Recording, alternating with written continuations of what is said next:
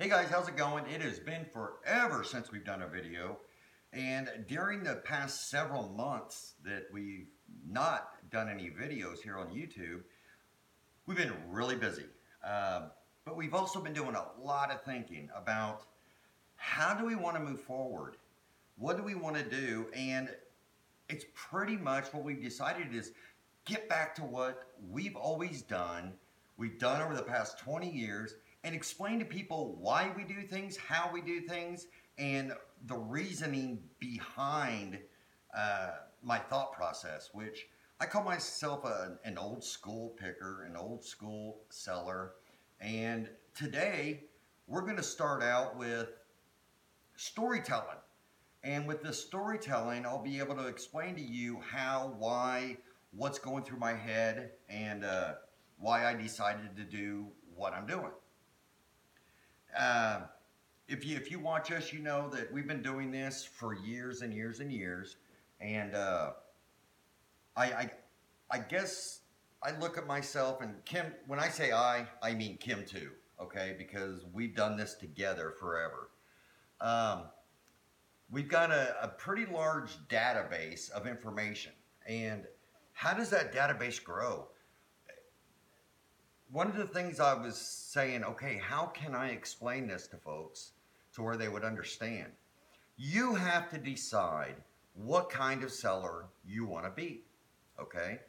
Do you just want to be that person that finds something? Say, for instance, you come across something, you don't know what it is, but you look it up and you see, oh, this is worth money.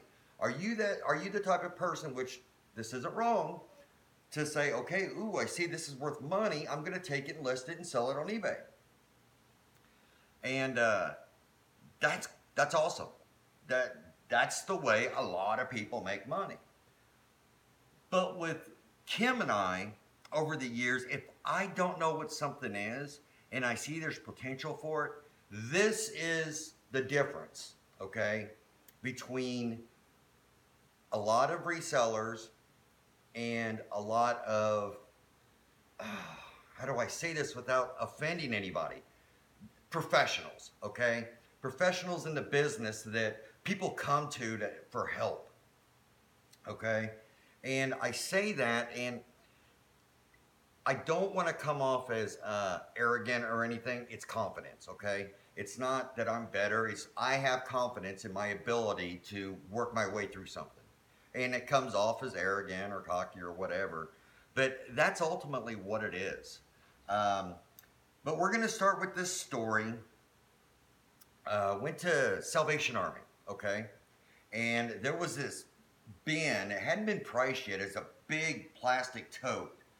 And it was just full of old G.I. Joe toys. You know, things that it's like, these aren't worth anything. Okay, I'm like, they're 80s, 90s probably. And so I said, how much for this huge tote full of stuff? She goes, well, I haven't priced it yet. What do you think? And I'm like, I'll give you $50 for all of it. And I didn't know if I was shooting myself in the foot. I didn't know if I was hitting a home run. I didn't know. I didn't take the time to look it up. It was just a gut thing. It's like, you know something? Looks cool. I'm going to mess with it. She goes, okay, $50 is fair. So I get home, and I mean, I got these toys everywhere.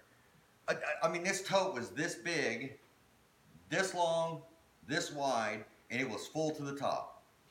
Cars and the little people, the action figures and stuff like that.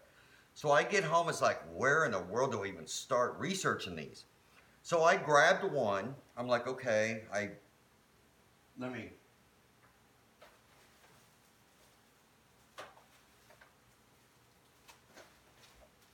Trying to find a good example. Oh, goodness. Okay.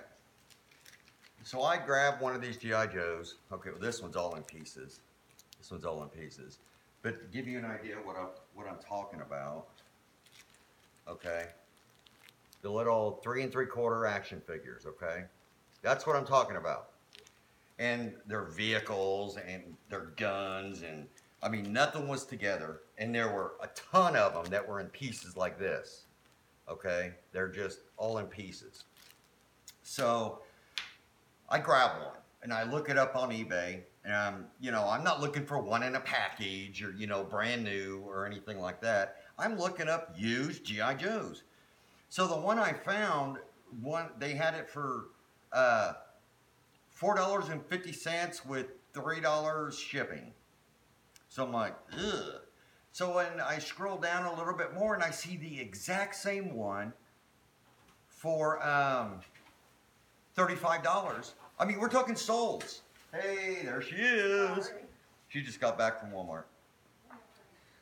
This is the exact same action figure. One was $4 and one was like $35 sold. And I'm like, okay, all right. I want to sell it at $35. What do I need to do? So before I did anything else, I looked through the listing, I looked at the pictures. It's like, man, this thing looks just the same.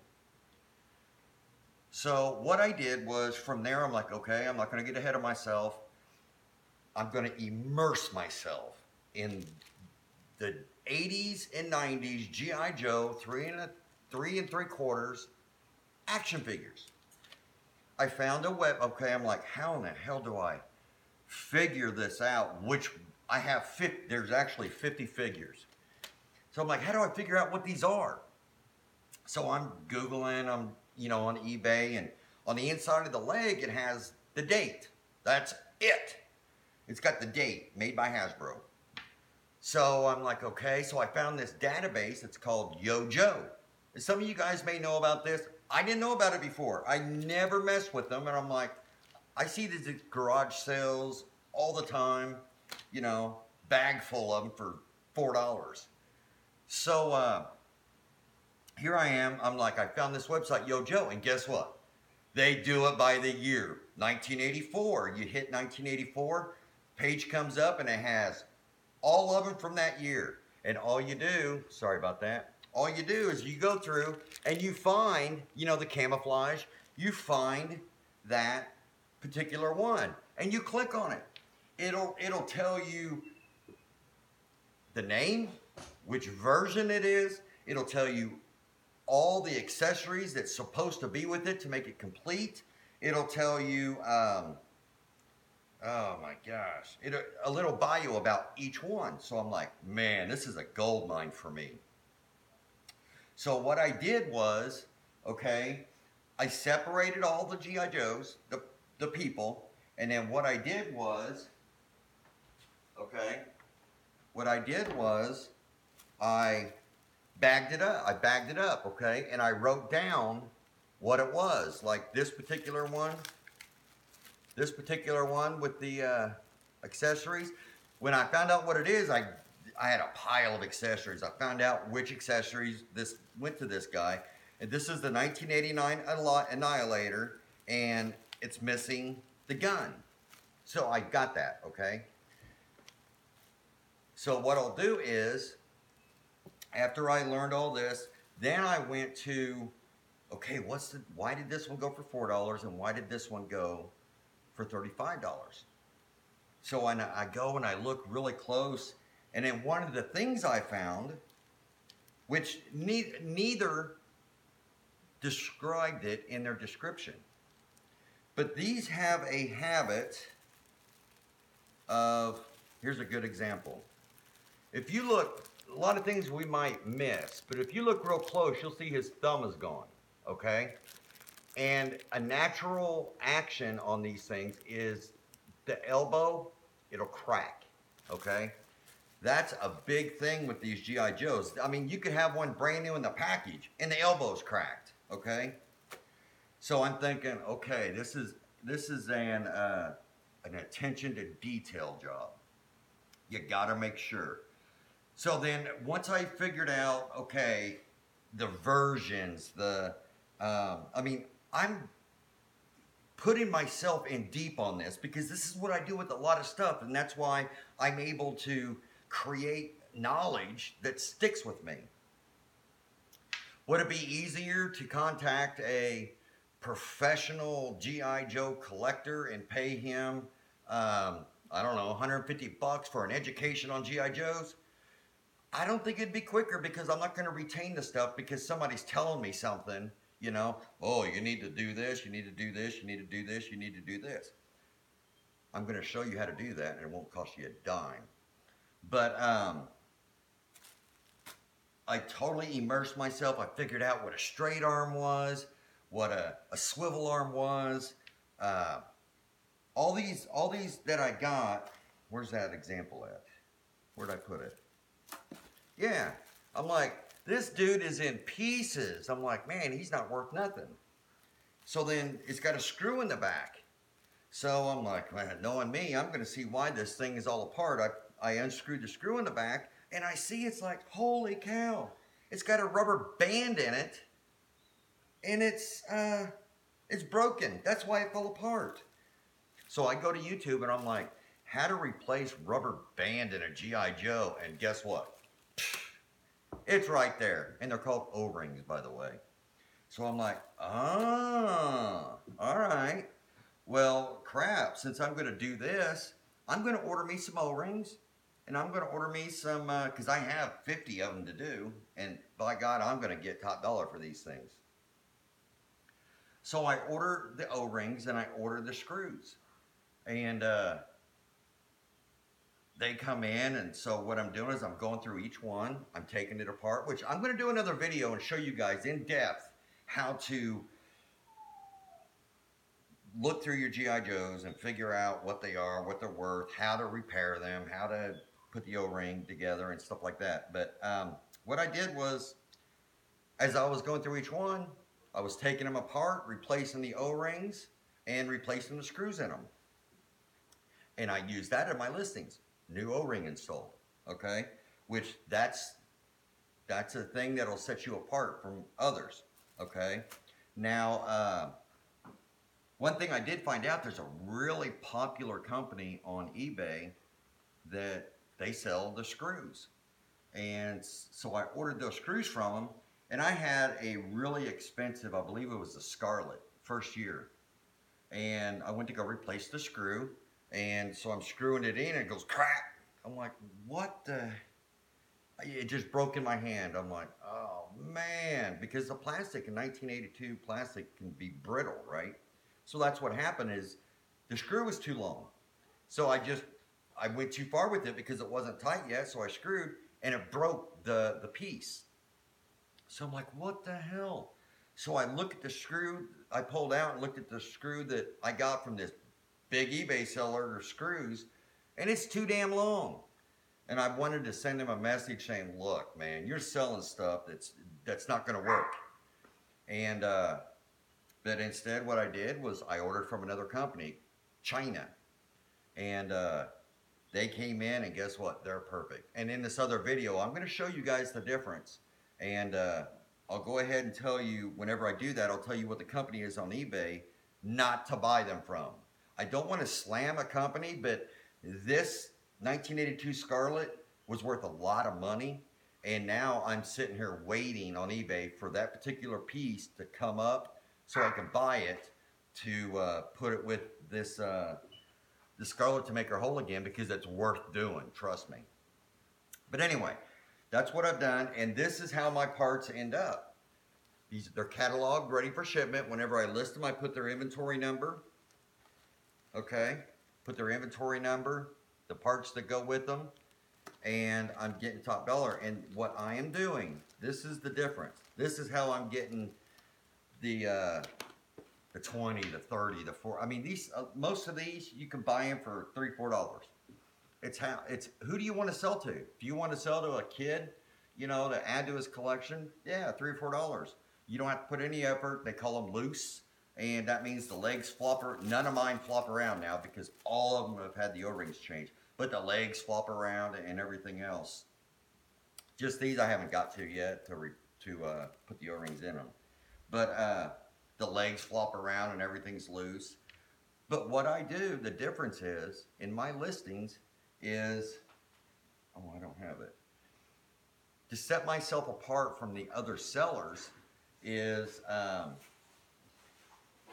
I use a different color background. I use like a green background. Sorry about that, my dog's barking. Somebody just walked in the front door. but I use a green background with my store name on it.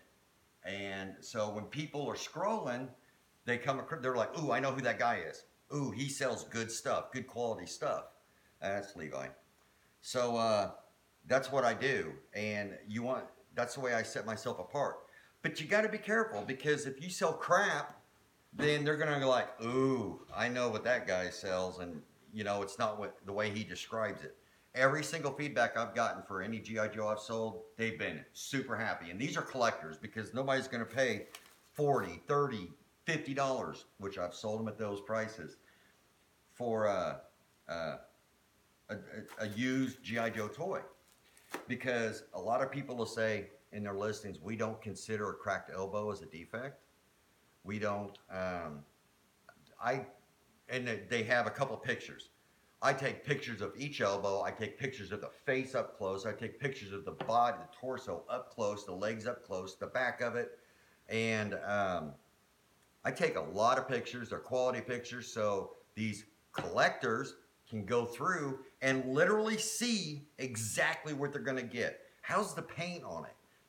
I can say the paint's in great condition. There's some minor scuffs, some minor wear. Well, they can compare that with the pictures and know exactly what they're going to buy. That's key. It's really key. And if you're doing it that way, you're going to get a lot more money for your stuff, because you're dealing with collectors. One other thing that I've done, that when I decided, okay, I'm going to get serious about these things, I'm going to learn about them, there's other steps that I took. I ordered special boxes to ship these in. This is what my GI Joe ships in, okay? It's not a cheap box, but here's 2 of them that are going out tomorrow, okay? I ordered these boxes. I ordered 100 of them, and I use not a styrofoam, but a nice little foam piece that fits in there perfect, and I wrap it in it, and they're all extremely happy with their purchases. But let's see, where am I at? Oh, I'm like, okay. So I started searching eBay for big lots. A lot of people will just list it 1984 GI Joe Firefly loose. Okay, that's the way they list it, and they're not going to get any kind of money for it with a picture of the front and a picture of the back. They're not going to get any money for it. They're going to get what they're asking, $4 for it. Are some of mine $4? I don't think 4, but yeah, I've got some of them at $8, $10. But guess what? Those don't sell. The ones that are selling are the high dollar ones. That's kind of weird, but I like it. And you got to really pay attention to detail. And a lot of people might be thinking, man, that's a lot of work. Well, I just paid $650 for a lot of 100 of them, okay? And there are some very nice early ones in there. Oh, I don't know, like this one right here, okay? I believe this is a 83. Yeah, this is the one, it's marked 1982, 1983 on the back. You'll know what that means, okay? It's like a 1.5 version, but it's got his helmet. This is the kind of stuff that came in that lot, and I mean, we're talking quality. The paint on it's just beautiful, excellent. But I will get really good money for that. And yeah, I paid $650 for this lot. It was on auction, and I'm going through them, and I mean, just some of these. There's a couple more. I mean, these things. What I did was, before I put them in the bags, they go in these, and it's sealed, and then whenever I get done listing it, it goes into a bag, it's cataloged, and it's stuck in a box. There's like 50 of them in here. So easy to pull from. Go to the listing, number 50, boom. And then whenever I show you this, the in-depth on these, I'll show you the ones that I've sold. The very first thing that I sold from the Goodwill haul for 50 bucks was a vehicle. I sold it for 100 bucks. And it's like, I pretty much sold most of those and the vehicles and stuff. But that's the story on that. You got to make a decision on what kind of seller you want to be. Who do you want to sell to? Do you want to sell them for $3? There's nothing wrong with selling them for $3 a piece. I could have listed all these for $3 a piece, done not look them up, just sit loose, G.I. Joe 1984, I don't even know the name of it. You can do that, and then you'll make money buying these at garage sales or wherever. But if you want to make the real money and become, I hate using the term expert, okay? But if you want to become an expert or very knowledgeable in a field, you're going to immerse yourself in it. You're going to learn about it, okay? And that's how we do it. That's how, over the years, there are many things that I can say I'm very proficient. Reel-to-reel players, I've taken them apart. I know how they work. I know when I'm testing one and something's not working right, I know why it's not working right, and I know how to either repair it, decide to sell the thing for parts, or something like that. But normally, when I break into a new niche, this is why we say a lot of times, you'll hear me say, don't niche up in something, because something can happen to that niche and you can, be SOL because you haven't taken the time to learn anything else. But what I do is I'll immerse myself and I will know things inside and out. I will know why, how, what if, and everything else. And don't get me wrong, I'll continue to learn about these and things that you didn't know, which ones are special release, which ones come, mail in only. And I mean, so there's all kinds of different things about these that I'm just learning. That's the G.I. Joe story. Now, whenever you come across any G.I. Joes at garage sales, the first thing you need to look at is how played with are they. I mean, if you grab it by the head and you shake it and the legs are all flimsy going everywhere, don't worry about it. That's not an issue. People think it's an issue, but from somebody that knows what they're looking for, it's not an issue. You can look and how's the paint on it, because a lot of they're painted. How's the paint? Is it really rough? Is it scratched up? Did the dog chew the leg off? Certain things you look at that'll say, okay, even though it's got some paint loss, we're talking $10. Would I go out and buy something for $10 and, or for $2 and try to sell it for $10? No, I won't. But will I buy 100 of them for $200? Yeah, I will. So it's not worth my time to one at a time these, So it would be worth my time to buy a Ziploc baggie full of them for $2. Yeah, sure. But that's the G.I. Joe thing. And guys, there is good money in these G.I. Joes. I will show you my solds on these. And if you go look up G.I. Joe 1984 G.I. Joe action figure and you scroll down through the listings, you'll know which one's mine. And I'm not even going to tell you. You'll know which one's mine, and you'll go into my description and you're going to be like, condition, which version it is, the name, what their job was. It's going to tell you what accessories are with it, whether it's complete, whether it's not, whether the paint's good, whether the joints are tight, you're going to get all the information in detail about these G.I. Joes, because that's what the collectors want. They don't want any surprises. If you say this thing's in C9 condition, C8 condition, guess what? When it gets to them, it better be in C8, C9 condition or excellent condition. But that is the G.I. Joe stuff. The next story, this happened, I don't know, it's probably taken about a week and a half. But I've got a buddy, we'll just say he's in Pennsylvania, and there was a clean out happening, and they found a gun in the floorboards of this house, this old house. And I got a couple pictures and I'm like, oh, that's cool. I mean, it was black. The whole damn thing was black. You couldn't see detail. You couldn't see anything. And you can kind of get an idea. He goes, I think it was a war trophy, because looks like the serial numbers and stuff were ground off of it. I'm like, very possible. Or, yeah, something like that. And he thought it may have been an M1 Garand. And I'm like, possible? I couldn't tell. I could not. The pictures he sent me, it's you just couldn't tell. So I'm like, is it for sale? He goes, well, we're thinking $200 as is. It didn't have a bolt in it. And that's another reason to think that it could be a war trophy, but, M1 Garand wouldn't be a war trophy. But anyway, he gets a hold of me and he says, hey, they'll take the 200 for it. They can't find any more parts for it.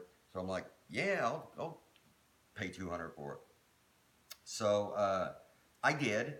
And during this time, I'm looking at these pictures that I've got, and I need to try to identify this thing. I don't know squat about, I know about World War II personal equipment, but as far as in American guns, as far as like the foreign stuff, I know a lot about the Nazi stuff, But Japanese, that's what they thought of Japanese, because it looked like it had Japanese writing on it. So I'm looking up and I'm like, I think this is a model 35 maybe, or type 35. So I'm doing research on the 35, and then I see a thing in the photo that's not on this. I'm like, what the hell is this? So eventually, before I even got it, I think I found out what it was, and I had another friend post in a gun forum. But it is a Model 38, Japanese model, type 38 rifle. And it's a bolt action. So what I did was I started immersing myself in this. What is it? What's the value of it? What's it supposed to look like? How do you take this thing apart? Because I already knew before I even got it, I'm not going to restore it. I'm going to clean it, okay? Big difference when you're dealing with old weaponry. You restore it, it puts it in a different class. A lot of times it won't hold the value, especially with guns. If you're not going to reblue it, if you're not going to do all that, then just clean it. So I knew how to take this damn thing apart before I even got it. And I got it, and it looked bad.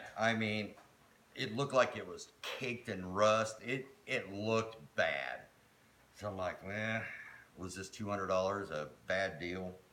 So I'm looking, I'm pulling it apart, and I get my solution ready to soak this stuff overnight. So I throw it all in there, and I'm like, okay, it's missing this. I had already ordered the bolt, paid $135 for a complete bolt for it. And here's a little tidbit, guys. On eBay, you're not allowed to sell guns and stuff like that. You can literally sell every single part of a gun on eBay as a piece. There are certain things on it you can't sell. I'm not going to tell you what it is. You need to just go look. But most everything in a gun you can buy as a single part. A barrel, a bolt, you name it. So I ordered the bolt, and I ordered just like a spring thing and a magazine block. That's it. Oh, and it also came with ammo, so I've got the ammo for it. And so I started taking this thing apart, and I'm learning about it. And then while the stuff is soaking, I'm doing some more research, and I find out this is they also made a training rifle, but it's a fireable training rifle, because these had a history. People were saying it was a thing of GIs would bring them back and put bullets in them, and they would explode on them. They made training rifles literally out of the metal, okay? Out of the metal, functioning bolt, functioning barrel, everything, but the barrel's like made out of pop metal, real cheaply done. And there's certain ways you can find out how to tell if it's a barrel. On rifles, on the inside of the barrel, it's called rifling, which if you look down it, you can see like a swirl. That's so the bullet spins as it's shot. On the trainers, there's nothing in there. And what's happened, they look exactly alike. You can't, it's metal, it's everything. It'll load a 6.5 millimeter round, everything. And then what was happening is a GI would bring back one of these thinking it's a real deal. Well, they load a round into it and go to fire it, and it would explode on them because the barrel's pot metal. It's not hardened steel. So then I'm like, oh shit, I need to go grab it, grab the barrel, look down it, and I saw the spiral. And another way we could tell that it was a war trophy, which it is, these have a chrysanthemum, a flower on it, and then underneath it has the model. And sure enough, on the ones that are brought back, the bolt is removed. That demilitarizes it to where it can't be fired, so a soldier can bring it back, and then they will grind off the chrysanthemum flower. Okay, which there's where the flower is ground off, but I think you can see the Japanese, that's 38. So, but this is the barrel. And whenever I got this thing, I'm like, man, this still has the bluing on it. It's beautiful. Beautiful. It cleaned up, all the gunk was gone. And I about fell out of my chair when I started cleaning this stuff. It's like it's all just falling off. I'm like, holy cow, this thing is beautiful condition. Beautiful. I mean, this thing you couldn't even hardly see. It's the trigger. It's nice and shiny, just like it was put together yesterday. I mean, all kinds of parts. And yeah, these are actually marked with numbers. So, I mean, crazy. And then the wood was black. The wood was black. And the reason why Kim went to Walmart was because I had used Murphy's soap, because I don't want to restore this. I just want to clean it. Murphy's soap to scrub the wood on it, and because it was black. Black. If you guys want to know, send me a message on Instagram or Facebook, and I'll show you pictures. But now it's got its original finish, because the oil doesn't clean off the finish. It just, if you can see how black that is in there, that's what it looked like. It was just black. And you couldn't see any wood grain or anything. And I needed the boiled linseed oil, because once you put that on it, because it still has its finish, put the boiled linseed oil and it'll give it a nice shine, and it'll darken up a little bit, and I mean, just be beautiful. But I mean, this gun is in really, really good condition, and you would never have known it. We actually had some people in a forum laugh and say maybe if I got drunk I'd buy that thing or something like that. But once all the goop come off, they're gonna be eating their words. I like doing that to people. If you guys have watched me over years, people will be like, yeah, that ain't gonna sell. Why are you doing that? And then I prove them wrong. Get top dollar for something. But I'm currently immersing myself in the Type 38 Arasaka gun. And really cool stories. And I'm really excited about this. I think I may keep this. I got 2 boxes of ammo with it, which is really hard to come by. And I'm just excited. I'll be posting photos and stuff when I'm done. But that is the video for today, guys. It's the thought process that goes through when I decide to do something or learn about something. I mean, I go in all the way, and I learn the ins and outs of something, and that's only going to make me stronger as a reseller. Could I have taken all these G.I. Joes and, you know, say, okay, and sell them for a couple bucks a piece? Yeah, I'd have made good money on that $50. Now, the $650 purchase, I had already learned, and I decided, like, I'm going to get top dollar for this stuff. So a lot of people would look at that and say, I would never pay $600 for 100 G.I. Joes. Well, if you're getting $20, $30, $40 a piece for them, big difference. Big difference. So, and with the gun, When I got it, I mean, like, oh, this thing looks horrible. What I thought was rust wasn't. It was mean green and warm water this stuff soaked in. I didn't use any type of rust in here, you know, anti-rust or anything. This was just, I mean, it was just warm water and mean green solution. That's all it was that I soaked this stuff in. And I'm just amazed. And I'm going to do well. I think I'm going to keep it. And it's definitely going to be an awesome condition looking shooter. So, but that's where we're at.